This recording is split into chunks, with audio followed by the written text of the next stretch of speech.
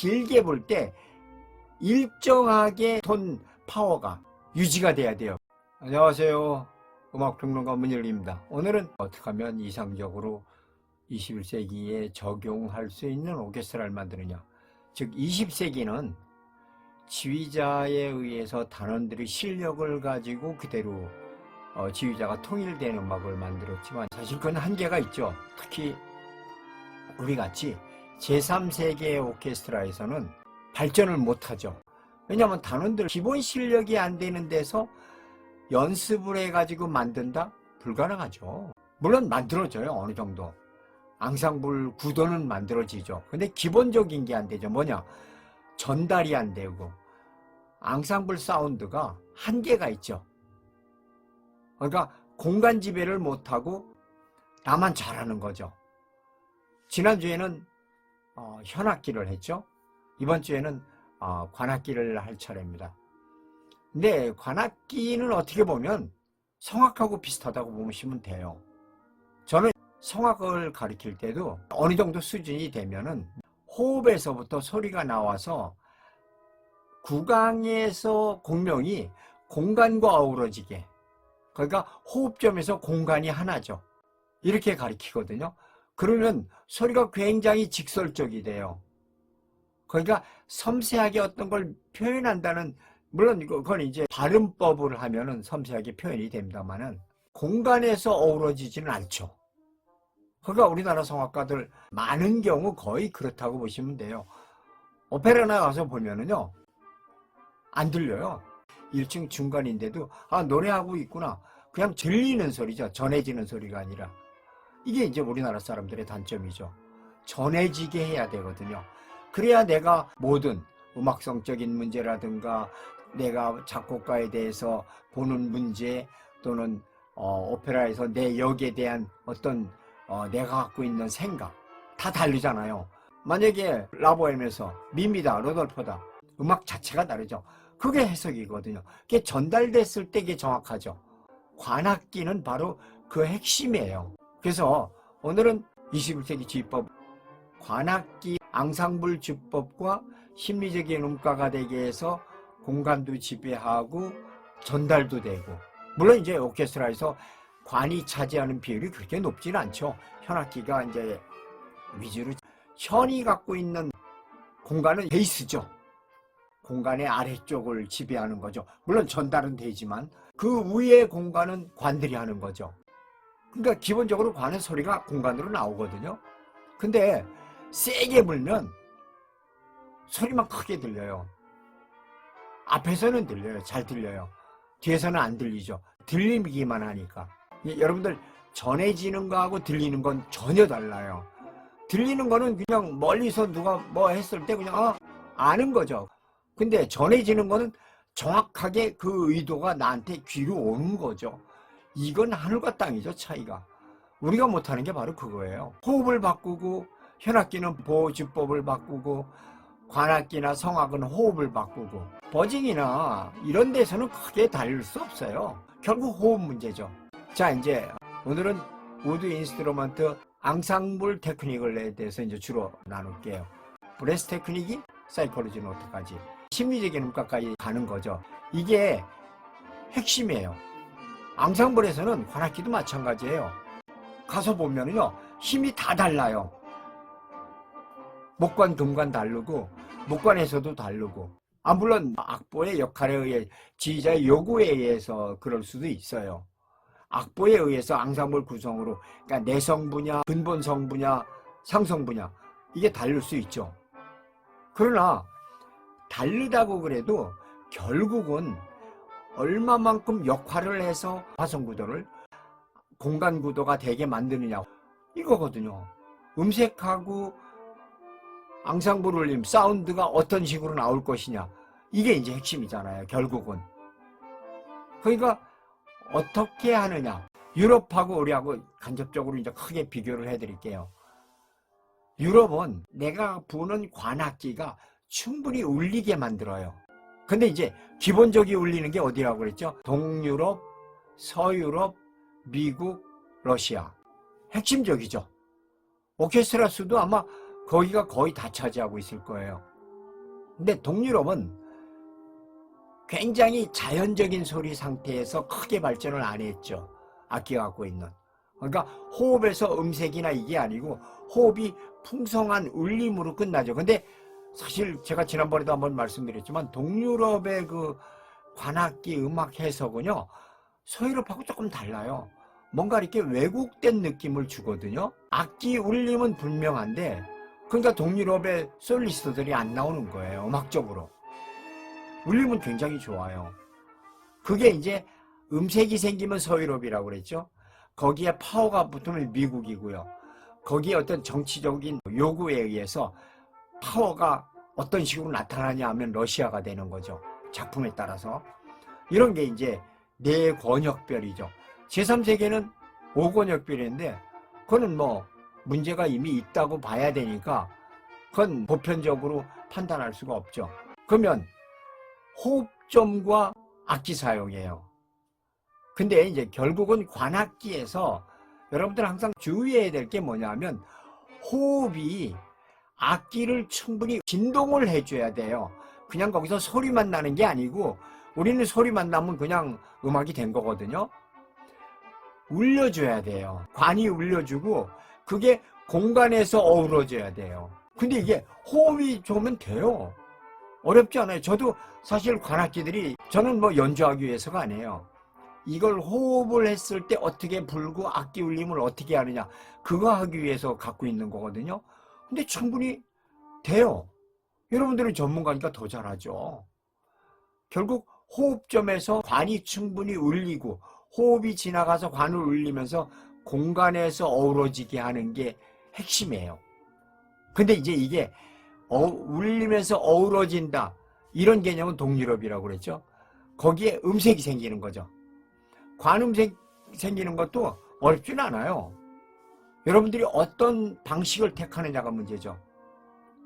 저는 이제 보통 할 때 호흡을 가지고 관에서 울리게, 벨까지 울리게 하고 공간으로 나갈 수 있는 조건을 가리키고 호흡을 그냥 계속 스케일해도 좋아요. 길게 부는 거예요. 길게 불고 짧게 불고. 근데 여기서 중요한 게 길게 불 때 일정하게 톤 파워가 유지가 돼야 돼요. 이게 뭐 빵 디미니언도 되거나 빵 크리센도 이거 아니에요. 그거는 작품에 따라서 특별히 쓸 때가 있는데 기본적인 거는 그렇게 해서는 음색이 안 생겨요. 똑같은 소리를 할 수 있어야 돼요. 호흡으로 관이 통과 울려서. 그러면 이제 이게 이제 기본적인 거죠. 그 다음에 이제 조금 더 나가면은 중요한 게 이제 호흡과 악보죠. 악보 음악. 호흡량은 어떻게 할 것이냐. 제가 간단하다고 그랬죠. 그러니까 악보에 있는 악상기호, 알레그로, 안단테 이게 호흡량이고 호흡의 파워라고 생각하시면 돼요. 이걸 기준을 정해주면은 그 다음에 불 때 뭐 조금 크리센도 된다, 디크리센도 된다. 간단하잖아요. 폴테다. 어디까지 갈 것이냐. 이건 뭐 빤히 다 정해질 수 있잖아요. 그리고 지휘자가 지휘할 때 지휘의 이 배턴의 속도 있죠. 이 속도가 템포 속도하고 같으면 돼요. 다양한 속도로 내박을 나누는 게 중요한 게 아니라 이 자체가 그 속도예요. 물론 조금은 크리센도 되고 디크리센도 될 수 있죠. 속도가 지휘법이니까. 그러면 그게 단원들한테 전해져야 돼요. 이런 정도 사인으로 이만한 크기로 해주세요. 이거거든요. 결국 지휘자가. 이 사인 속에 포함돼야 돼요. 사실 이제 클리닉 지휘를 나중에 따로 제가 하겠습니다만은 클리닉 지휘는요. 지휘자 지휘하고 달라요. 왜냐하면 물론 유럽에서는 클리닉 지휘도 사인 지휘도 충분히 가능하죠. 근데 우리는 지휘 오케스트라 단원들이 자율로 움직일 수 있게 해줘야 되잖아요. 앙상블 지법의 가장 중요한 게 제가 강조하는 게 뭐냐면 단원들이 지시에 의해서 움직이는 게 아니라 자율로 움직여서 자율의 음악성을 앙상블 음악성으로 만들어야 돼요. 그게 앙상블 음악의 핵심이에요. 앙상블 주법에 가장 중요한 거예요. 그게. 그래야 음악이 생동감 있고 살아나죠.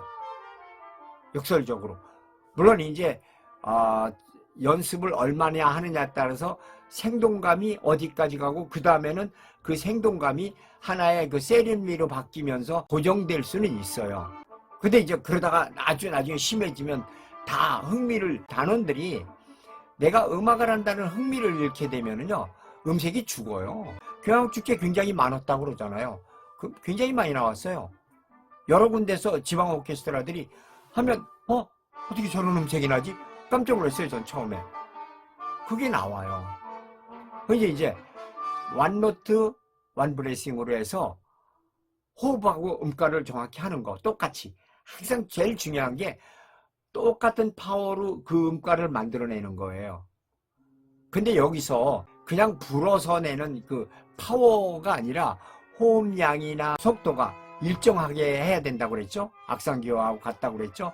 그렇게 하면 자연스럽게 이루어지죠. 그러면 음악이 어우러지죠. 이걸 학생 같은 경우는 학생들은 정확히 시키면 돼요.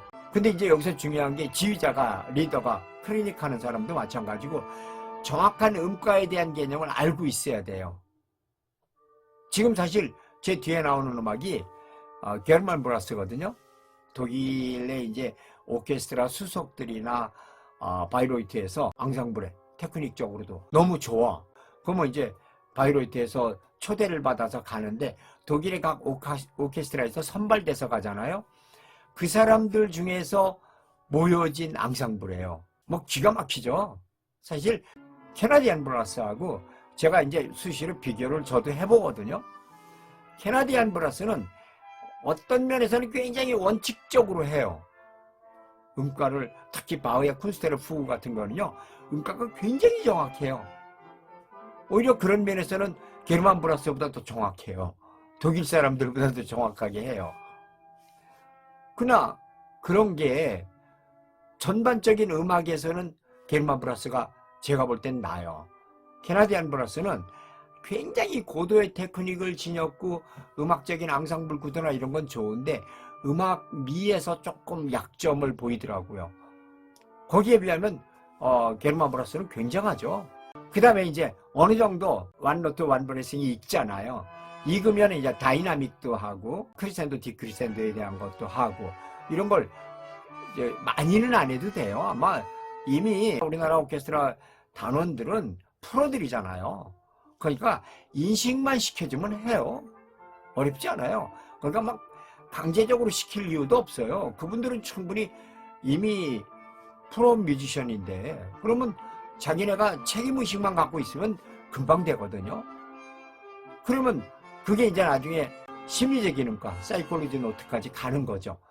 그러면 앙상블 구도가 거의 완성이 되죠. 여기까지는 그냥 동유럽적이죠. 아직까지도. 근데 이제 결국 그런 것들이 발전될 수 있는 게 브레스 테크닉이거든요. 브레스 테크닉이고 그게 뮤지컬 노트를 얼마나 합리적으로 만드느냐. 이게 이제 중요하죠. 뭐 사운드라 해서 무조건 사운드는 아니잖아요. 어떤 호흡으로 어떻게 음악을 끌고 갈 것이냐. 쉽게 얘기하면 모차르트다 브람스 다르죠. 호흡도 다르죠. 똑같은 안단테고 똑같은 템포라고 해도 다르죠. 뭐 메트로놈까지 똑같다고 가정을 해도 전혀 다르죠. 음가나 이 기본 개념이. 그런 거는 이제 지휘자 몫이죠. 근데 기본적으로 앙상블 지법에서는요. 단원들이 모든 거를 표현할 수 있는 지휘자의 요구에 응할 수 있는 걸 갖고 있어야 돼요. 그럼 지휘자는 지휘만 하면 되죠. 물론 이제 지휘만 하면서도 알아야죠. 사실 이게 이제 지휘자들이 안다는 게 어떤 문제가 있냐면 칼뱀이 리하르트 슈트라우스의 돈주왕을 연주하는데 중간에 4개의 혼이 나오더라고요. 근데 저도 처음에 깜짝 놀랐어요. 칼뱀이 굉장히 깐깐한 분이잖아요. 근데 4개의 혼이 어떻게 음색이 달라요. 그래서 저걸 왜 모를까? 물론 이제 방심할 수는 있죠. 대가들이니까 단원들은 내가 원하는 음악을 전체적으로 만들고 나가니까 방심할 수는 있어도 사실은 지휘자기는요. 하나하나 단원들이 모든 사운드를 다 체크하고 있어야 돼요. 그래서 그걸 고쳐주고 원하는 음악을 만들게 하는 게 지휘자잖아요. 이게 이제 어떻게 보면 앙상블 지법의 아주 굉장히 중요한 역할을 하는 거죠. 그래서 테크닉이 결국 어떤 테크닉을 어떻게 쓸 거야. 뭐 버징은 똑같잖아요. 터닝 똑같고 다르지 않아요. 목관에서 라이트 뮤직 하는 오보에를 옆으로 이렇게 보니까 다들 또 옆으로 보는 게, 근데 저는 그거 소리가 잘 나니까 그럴 수는 있어요. 근데 앙상블 지법에서는 그거 사실 그렇게 하면 안 돼요. 그 음색이 달라져서. 그리고 이제 마지막에 이제 결국은 프레이즈를 어떻게 갈 것이냐, 음색까지 이제 만들어진 다음에 결국 음색은 뭐 작곡가마다 음가나 음색을 어떻게 만들 것이냐 하고 그 사운드와 음색이 하나 될 수 있게, 이게 이제 결국 최종적인 앙상블 사운드에 만드는 목적이죠. 그 다음에 이제 음악적인 사운드까지 가려면 결국 프레이즈를 어떻게 가서 그게 연주 시간 전체로 흘러가서 패시지로 가서 그게 어떻게 마무리까지 되느냐, 이게 계획적으로 사실은 돼요. 돼야 돼요. 이게 충분히 돼요. 테크닉적인 요소는 앞으로 조금씩 제가 하면서 더 이제 나가긴 할 거예요. 물론 이제 타악기 같은 경우는 제가 계속 말씀드리지만 타격 방식이 마렛을 다운이냐 업이냐로 하면 탁 달라져요. 다운은 때려서 파격적으로 분산시키는 거죠. 업은 튕겨지는 소리죠. 그러니까 훨씬 더 풍부한 소리가 되죠. 이것도 기본 테크닉만 하면 돼요. 그러니까 이런 것들이 주어졌을 때 앙상블 사운드가 제대로 되고, 지난 시간에 한 현이 바탕이 된 베이스를 충분히 받쳐주고 공간을 지배할 수 있는 모든 요건 다 하면 관이 상성부 위를 감싸주면서 전체 사운드가 홀을 완전히 지배하면은 그게 최고의 사운드죠. 사운드 있고 음색이 있고, 그러면 오케스트라가 거의 다 만들어진 거죠. 그러니까 어려운 게 아니라 여러분들이 적극적인 걸 보이냐 안 보이냐, 그게 21세기 오케스트라의 성공 여부라고 봐도 과언이 아닐 거예요. 자, 오늘은 여기서 마치겠습니다. 감사합니다.